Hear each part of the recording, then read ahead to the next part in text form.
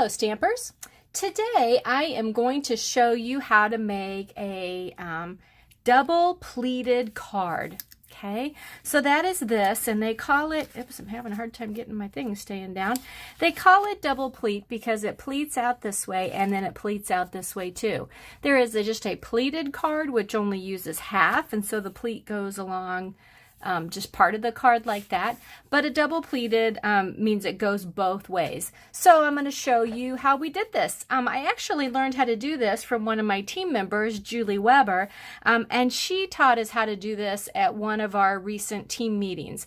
So I'm kind of going to be going along reading her directions, but showing you how to do it. So are you ready to get started? Let's do this. So to start off, you're going to need a piece of designer series paper that measures 10 inches by 5 inches. And this paper that I'm using is kind of wood grain on one side and has this beautiful green flowers on the other. And it is from the Floral Romance specialty designer series paper. Now remember, any of our paper that isn't currently in our Stampin' Up! Catalog, if there's anything that you like, it is every bit of it retiring. So grab it now while there's still supplies left of some of them. So we're going to start with this 10 by 5 piece of designer series paper. I'm going to pull out my Stampin' Score, and I am going to score it across the long end at 1 inch, 1.5 inches, 2.5 inches, 3 inches, 4 inches, 4.5 inches, 5.5 inches, 6 inches, 7 inches, 7.5, 8.5, and 9. You'll kind of notice as I went along, it was 1 inch, half inch, 1 inch, half inch, 1 inch, and just kept going all the way down. Okay? Now what we need to do is we need to take a little pencil, and I'm going to make a mark at the 4.5 and the 5.5 spots.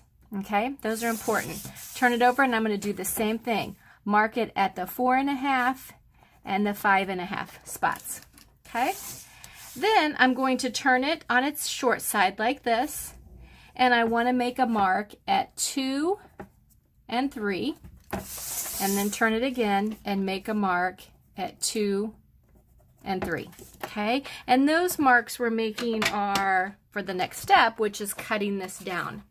Okay, so what I want to do, let me see if I can grab a long pair of scissors here, is I want to cut the 4 corners off of my paper.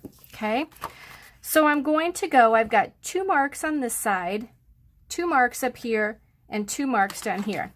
So I'm going to go from the top mark. You know what, let's get a ruler. That's further than I thought it was.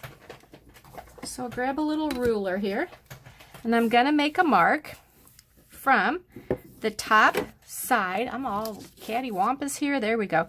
The top side to the far right hand mark across the top, and a mark from the bottom to the far right hand on the bottom.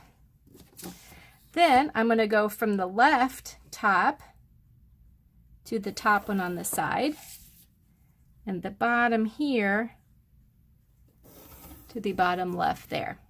Okay, so basically all I have done is I have marked off the 4 corners. Okay, so I'm just going to cut across here like this, up to that point, this point, down to that mark.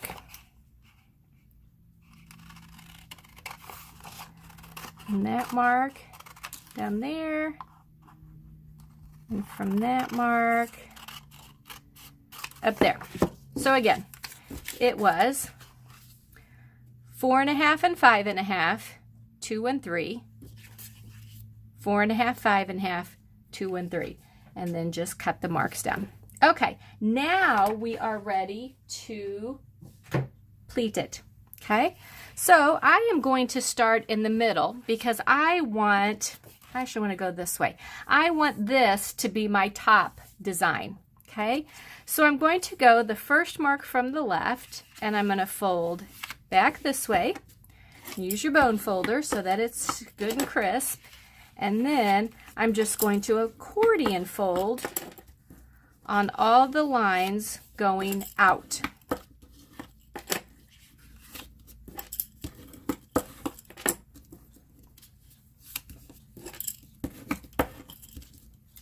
So it is going to look just like that. Okay? Then I want to do the same to the other side. Okay? Keeping my back piece flat, I just will go to the first score mark, go in and out, and in and out, and we're just going to accordion fold all the way like that. Okay, so there we go.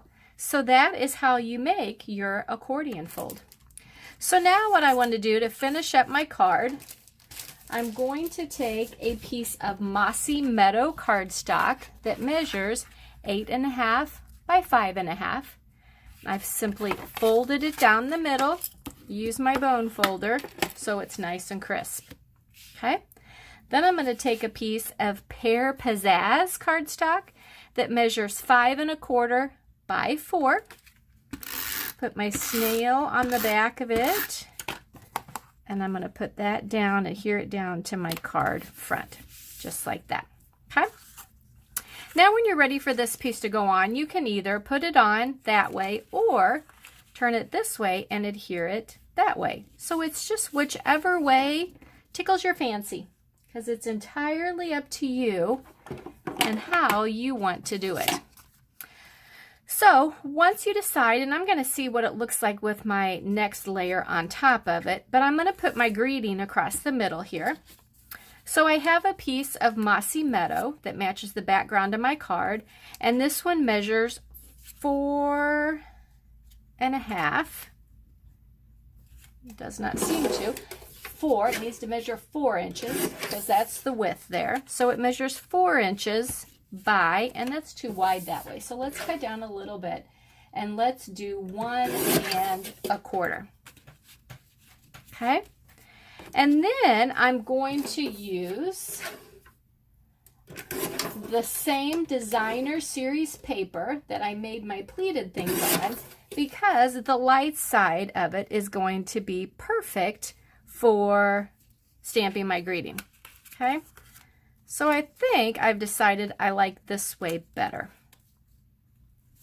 So I'm going to adhere it like that. That's really pretty. Okay, so I can go ahead and put my adhesive on this piece.